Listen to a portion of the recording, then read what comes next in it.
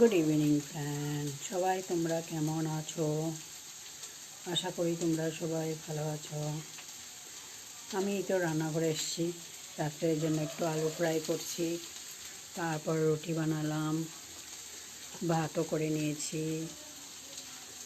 সব সময় তো আমি ব্লগে আসতে পারি না, দিনের বেলা খুব বিজি থাকি, এই রাত্রেবেলা একটু ফ্রি থাকি, তো সেই জন্য এখন ছোট্ট একটা ব্লগ করলাম। আপনারা সবাই কেমন আছেন, কোথায় কোথায় আমার এই ভিডিওটা দেখছেন একবার জানাবেন কমেন্ট করে।